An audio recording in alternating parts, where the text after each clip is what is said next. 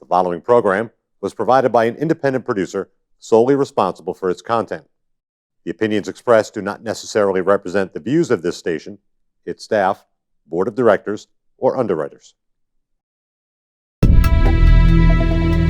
My name is Jasmine, and I am a recovering drug addict. My name is Richie Farrell, aka the Old White Junkie. And we are your hosts for Exit Team Nashua. Our mission is to bring recovery into the living room. Last year, over 72,000 Americans died of an accidental overdose. That's almost 200 Americans every single day. We will bring you guests with real-life experiences with addiction and recovery. Welcome to Exit Team Nashua. Welcome everyone to Exit Team Nashua. My name is Jessie and I will be your host this evening. Tonight I have invited Maddie in the studio. Maddie, welcome. Hi, hello. How are you? I'm doing good. How are you? Good to see you again. Yeah, thank you. Love it. Yeah, thanks for coming in and Of course. not texting me, hey, I can't make it, you know. No. I was about to, but Yeah. I'm here. I know. I appreciate it. I made a promise. I got to keep it. I like it. I like it. I mean?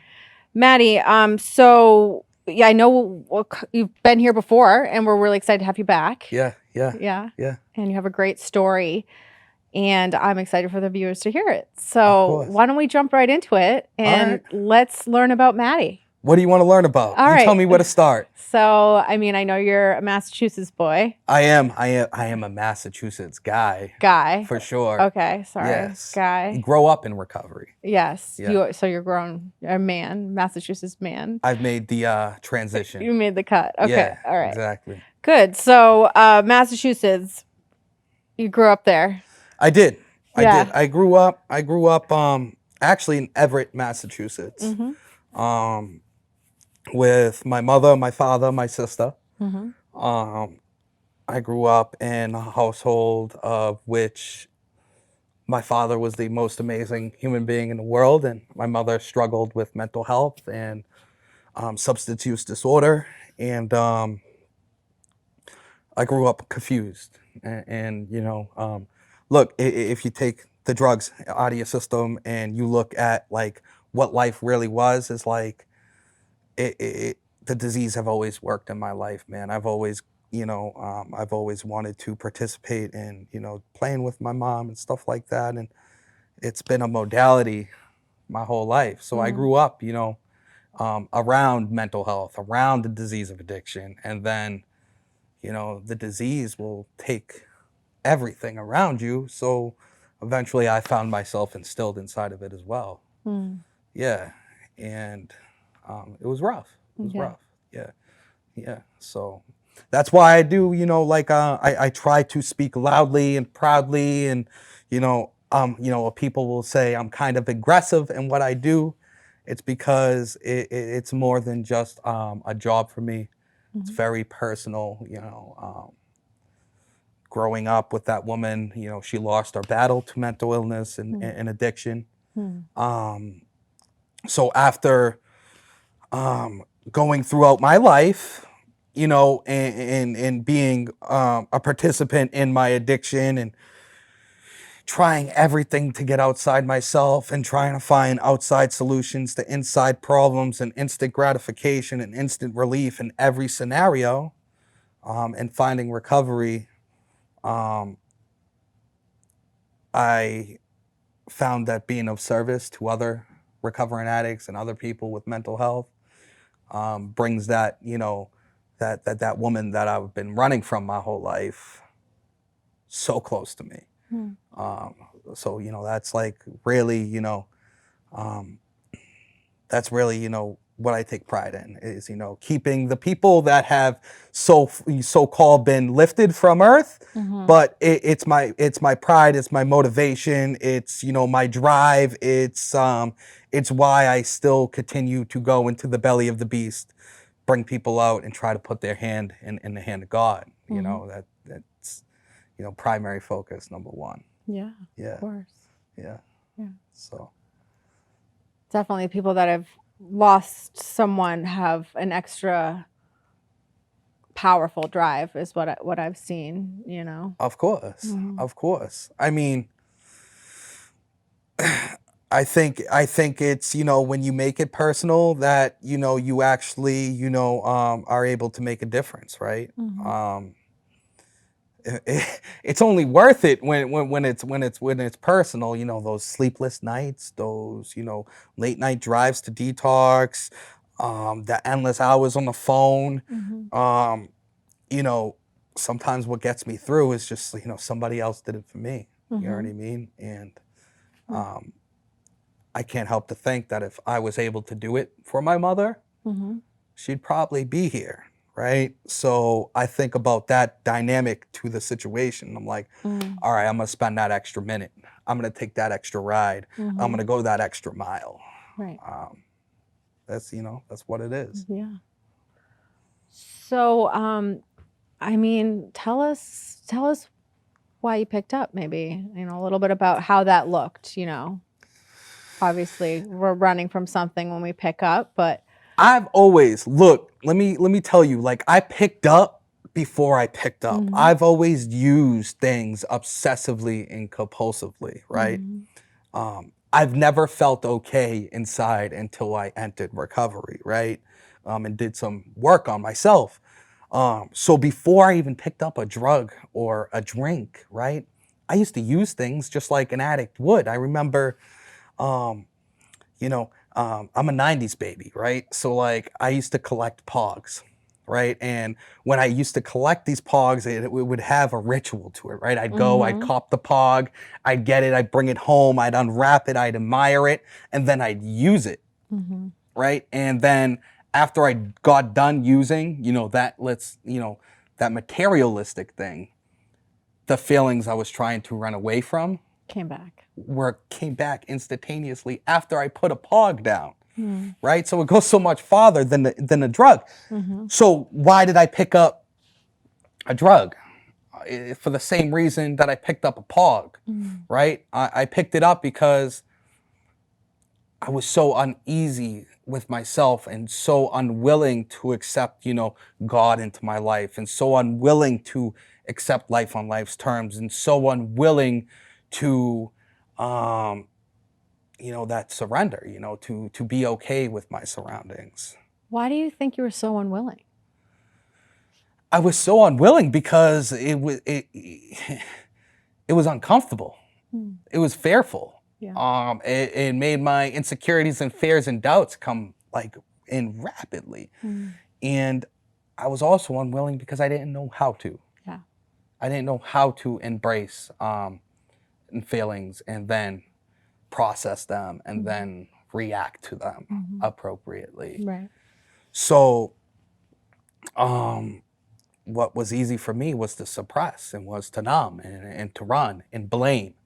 And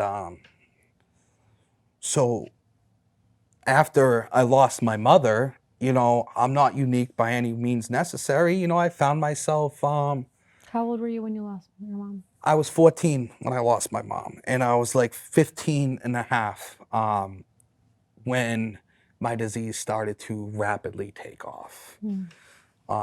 It was smoking weed, skipping school, and then it was going out to parties, staying out. It was just trying to find acceptance, trying to find validation. It was trying to find something to fill that modality. And it manifested its way to my life, man. And I before I knew it, by 16 years old, I was a heroin addict. I'm completely powerless over everything, right? And that ran its course for, I used for over a decade. And I used to run. I did not, the way I used was like, I justified it. I'm the king at justifying things, right? And the way I justified it is, if I use, A, I won't feel emotions. B, if I die using, I will be with the woman I'm running from anyways. So it was dangerous. Yeah. God had other plans, man. Eventually you can only run from your failings for so long, right? I remember running into a roadblock, right? And for me, my spiritual awakening, they call it, or whatever, like gift of desperation, was when I put my drug of choice in my system and I could no longer suppress the feelings I was running from. And it stopped working. It would stop working. A lot, like everything else stopped working, So, like I found myself, in and out of detox, overdosed 8 times, 2 severe car crashes, treatment in numerous states. I've tried every avenue, right? But what shifted my life is when I took responsibility for my recovery, right? I stopped blaming the disease. I stopped blaming mom. I stopped blaming dad. I stopped blaming the circumstances, and I took responsibility.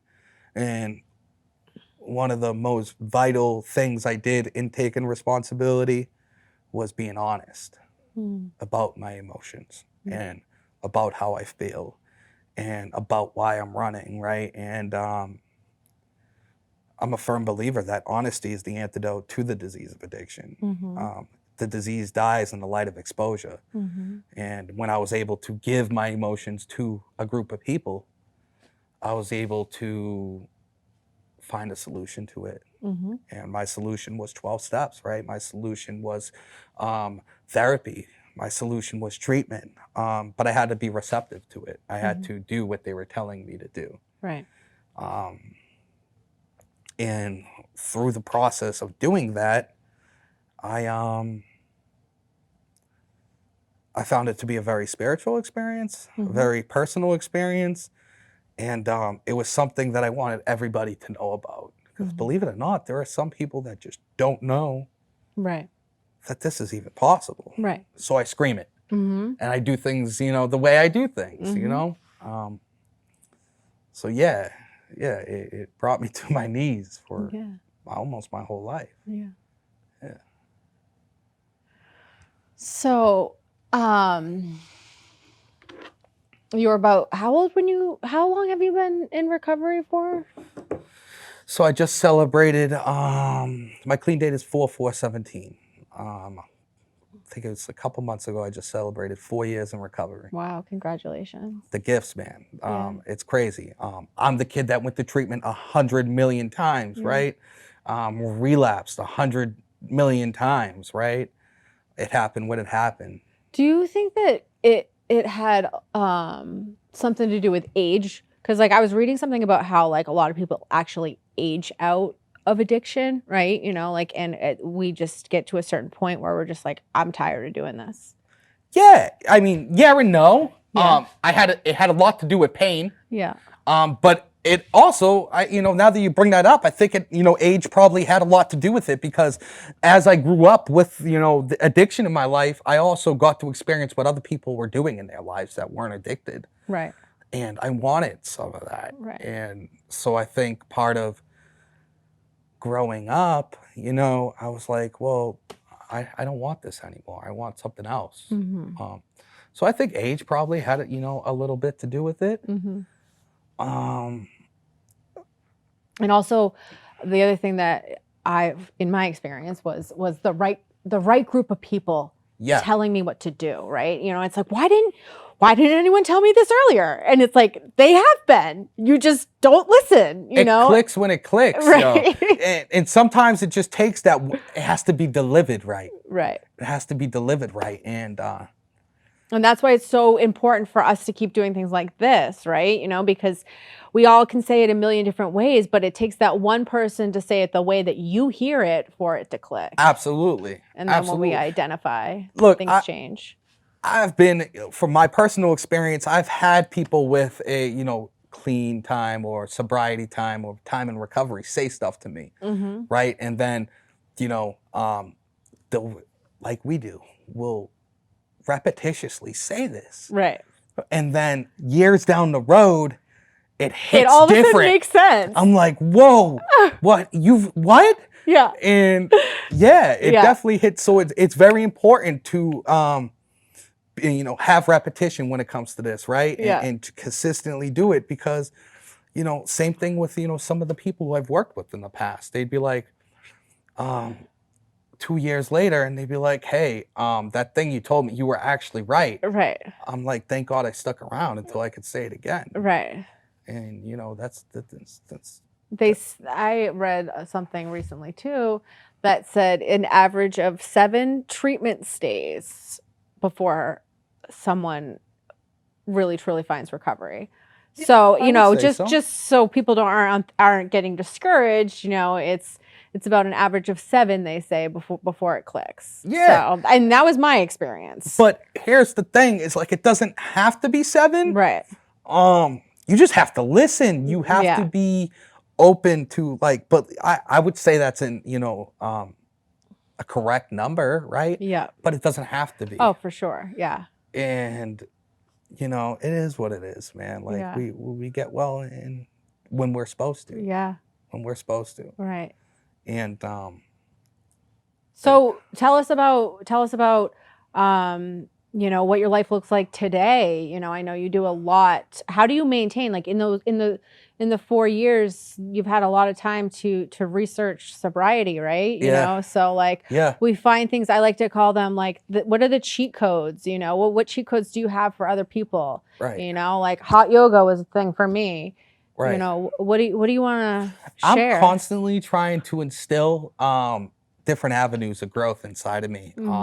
I used to think it was 12 steps and are all and be all. Right.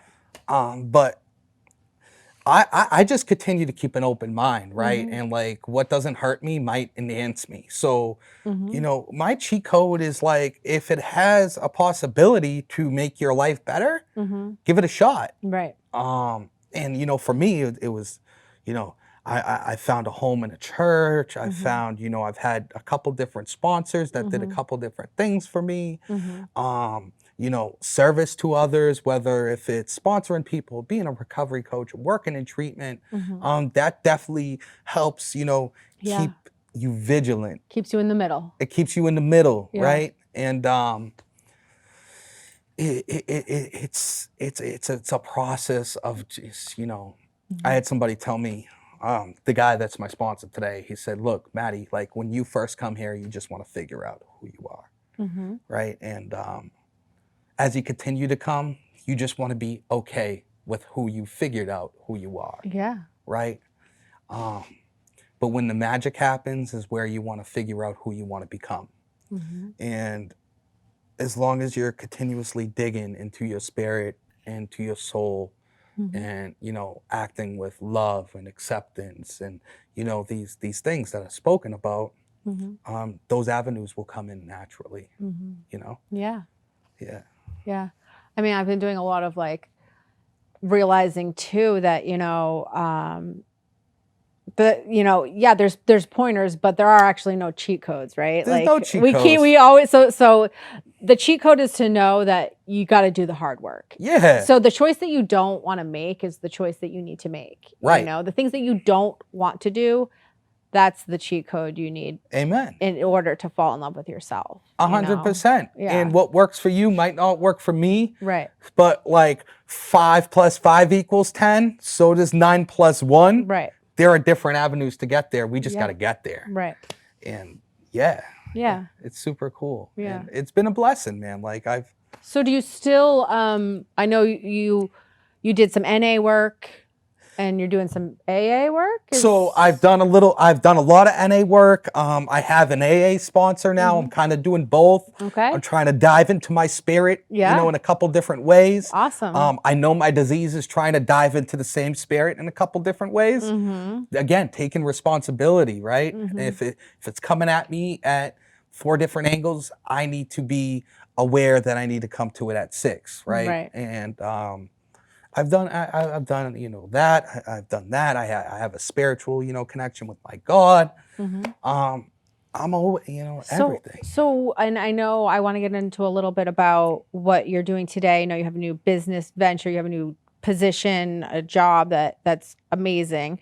And I want to talk a little bit about how you balance that with this stuff, right? recovery comes first. Mm-hmm. I show up for my recovery before I show up for work. Mm-hmm. Everything else will leave if I don't, right? So how do I balance that? It's very simple. People have like a complicated idea of how to balance things.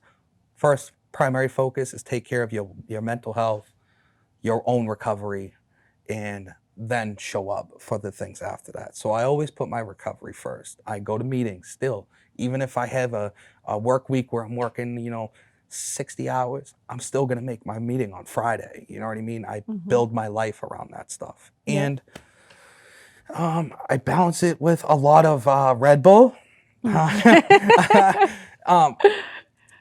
It's just a drive. Yeah. It's as you continue to come around, it's not about me. Mm-hmm.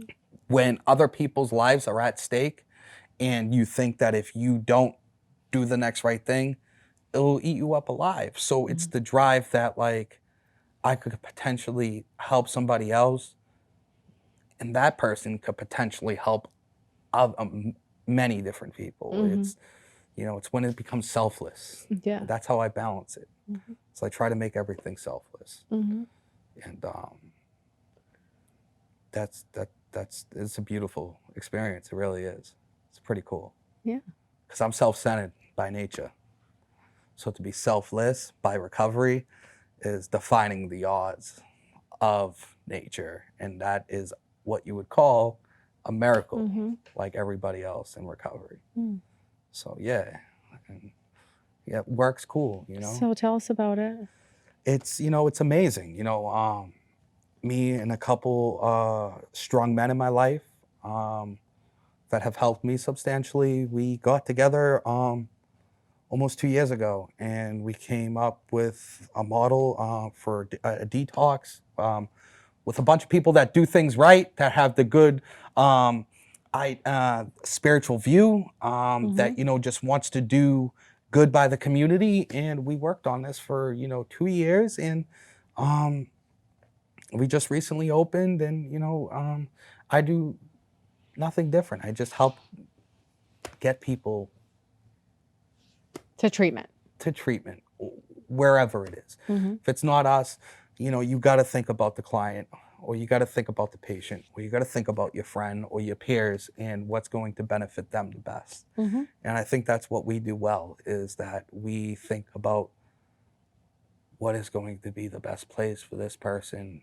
So it's not always about just retaining the client. It's about what's best for the client and evaluating that It should never be about retaining the client. It should always be about, I don't want you to come back here. I love that. I hope to see you in a meeting, but I don't want you to come back here. I want you to come here or there or wherever it is, have it click, and give it back, man.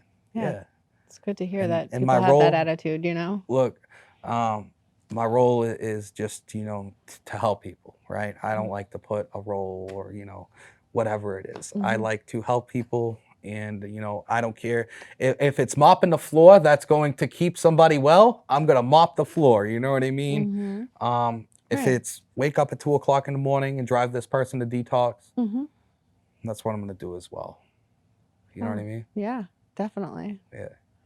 Definitely very blessed to, be able to stay in the middle of it, right? Because a lot of people don't have that opportunity, and you get to do that. That's such a gift. I think, It's never to be taken granted. Like, it is a gift. It's gratitude not shared is greed. So I'm so thankful for the fact that I could even do this, and I like to share it with everybody. Yeah. So I don't become greedy. It's cool, man. My life is beautiful because of the recovery community, because of the people. Look, I didn't come up with this on my own. There were men that scholarshiped me and acted with their heart and their spirit, that put me in a position to do what I do. So I followed that recipe. Right. And here we are, man. It just keeps on getting better. Keeps on getting better. So Maddie, you can be found at the Haven Detox in Worcester. I could be found out at the Haven Detox at Worcester. You can find me in a couple different ways. Just On- ask for Maddie O'Malley, and I'll eventually call you. Okay. Yeah, but I do. I work out of the Detox in Worcester. Yeah. It's an amazing facility, client-centered across the board. Good. Amazing staff. Yeah. And you can reach me that way, or you can reach me on Facebook, or if you want my number, give it to whoever, and I I'll will pick up the pass it phone. on. Pass it along. All right. You know what I mean? Do you have any final thoughts that you want to share before we go? No, I mean, I'm just, blessed and honored that I could talk about my recovery and my experience. And I always pray when I wake up in the morning that I could affect somebody in a positive way. So I hope that I affected somebody in a positive way and, interrupted their, diseased up brain and started to think about recovery. And as long as that happened, well, I love your POG story. It makes me a little it's crazy. Seeing my son in yours and your story. I see him in my own anyway. So there's fear in that for me. But you illustrate it really well for someone that doesn't understand what we're talking about when we say I was an alcoholic before I ever used drugs. People don't get that, you know? And that's a really, really good picture of what we mean by that and how we can use anything to get outside ourselves. Anything. I love that story. Everything. Yeah. Yeah. Well, thank you for coming, Maddie. Thank you for having me. Yeah, of course. You're the best. You're the best. When I'm sleeping. Yeah. Thank you all for watching, and we will see you next time.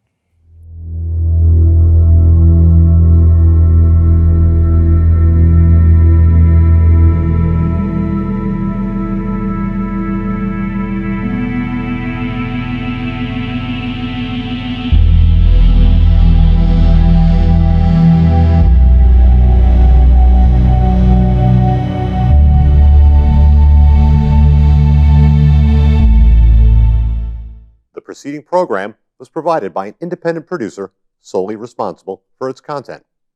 The opinions expressed do not necessarily represent the views of this station, its staff, board of directors, or underwriters.